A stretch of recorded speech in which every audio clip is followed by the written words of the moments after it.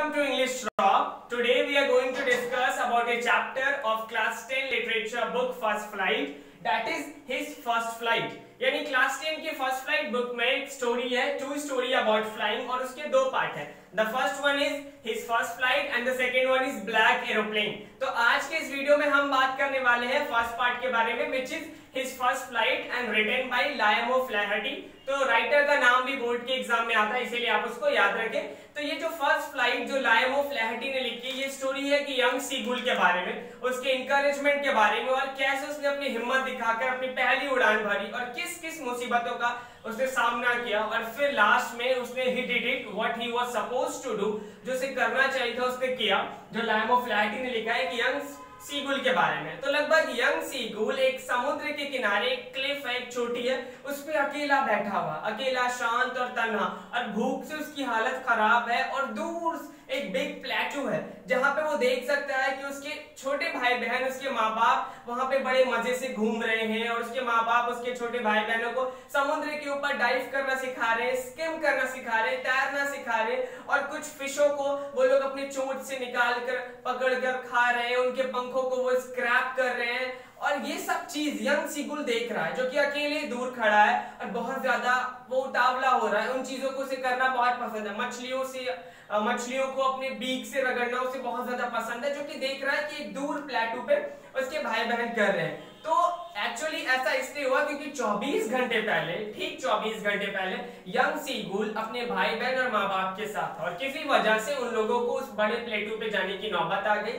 सब उड़ने को तैयार हो गए, माँ बाप ने सबको इंस्ट्रक्शन दे दिया, सबको बता दिया अपने पंखों को फैलाओ और हवा में उड़ जाओ. लेकिन यंग सीगुल इतना ज्यादा डरा हुआ था, इतना ज्यादा मायूस और इतना घबराया हुआ था, इसे अपने पंखों पे यकीन नहीं था, इसे अपने फीदर्स पे, अपने विंग्स पे यकीन नहीं था. इसे लगा कि अगर मैं उड़ने की कोशिश करूंगा तो इस गहरे नीले समंदर में डूब जाऊंगा और शायद मैं मर जाऊंगा. लेकिन इसके छोटे भाई बहन, जिसके wings were shorter than even his wings, इसके विंग से भी छोटे थे, उन लोगों ने उड़ने की कोशिश की.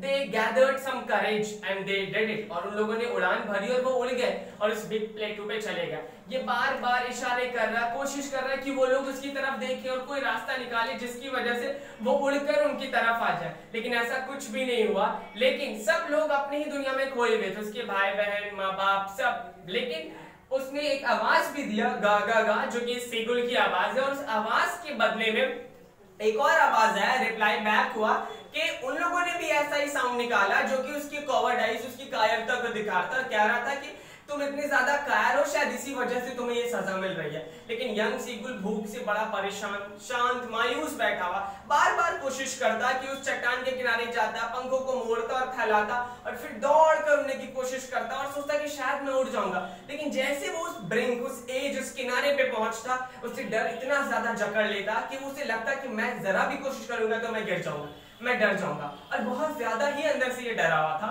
और सूरज अगले दिन का निकल चुका था, आसमान में सूरज ऊपर ही चढ़ता जा रहा था, गर्मी बहुत ज्यादा इसे लग रही थी. और ये 24 घंटे ने, पिछली रात से इसने कुछ भी नहीं खाया था. परेशान, नाराज, मायूस और थका हारा ये था. और दूर से ये देख रहा है कि इसकी माँ अपनी चोंच में, अपनी बीक में एक मछली का टुकड़ा इसके करीब लेकर आ रही है. ये खुश हुआ, he was so excited. वो उसने अपने पैरों से टैप भी करने लगा उस क्लिफ को कि उसकी माँ उसके करीब आ रही है. उसे लगा कि माँ, she was so close to him, तो उसे लगा उसके करीब आ रहे, उसे वो खाना, वो भोजन उसे देगी.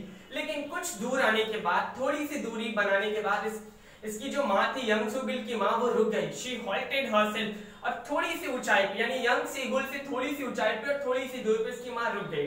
और ये लगातार सोचने लगा कि माँ रुक क्यों गई है, इतना करीब आने के बाद वो चुप क्यों हो गई है और शांत क्यों खड़ी हुई है. His wings were her wings were motionless. उसके पंख में जैसे कोई मोशन था ही नहीं, वो रुक सी गई, ठहर सी गई.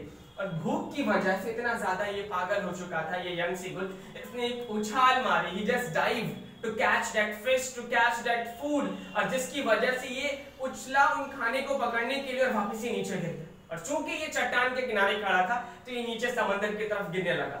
बहुत ज्यादा डर गए, गहरे और एक ताकतवर डर ने जैसे इसके पंखों को जकड़ लिया.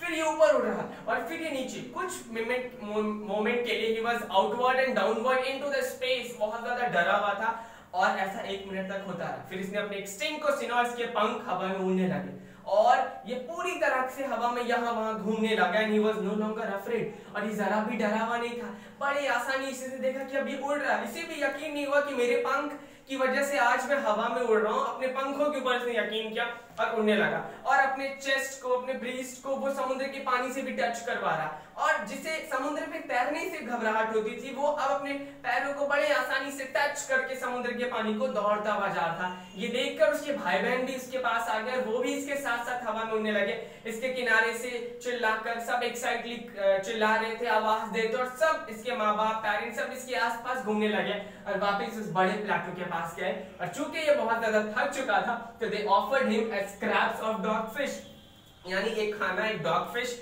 उसको दिया खाने के लिए। And they all excitedly crying, और सब ने एक साउंड निकाला इसकी शाबाशी के लिए, इसके हिम्मत के लिए, क्योंकि हर मदर ट्रिक, उसकी माँ ने चालाकी की जिसकी वजह से वो उड़ने पे मजबूर हो गया। और वो and this way he made his first flight, और इसी तरीके से उसने अपनी पहली फ्लाइट, अपनी पहली उड़ान भरी। तो ये कहानी, दिस कहानी इज ऑल अबाउट बिलीव, यकीन। जब तक हमें अपने आप पे भरोसा नहीं होगा, हमें अपने आप पे यकीन नहीं होगा, हम नहीं कर सकते हैं। और शायद वो कहते हैं कि जीत उन्हीं की होती है जिन्हें यकीन होता है कि वो जीत जाते हैं। तो इसे तो शुरू में यकीन नहीं था इस यंग सीगुल को, but later he believed himself and he tried to fly and he did it. और इस तरीके से ये कहानी यहीं पे खत्म होता है। डिस्क्रिप्शन में मैं कुछ क्वेश्चन डाल दूंगा जिसे आई होप आप बना लेंगे। Thanks for watching.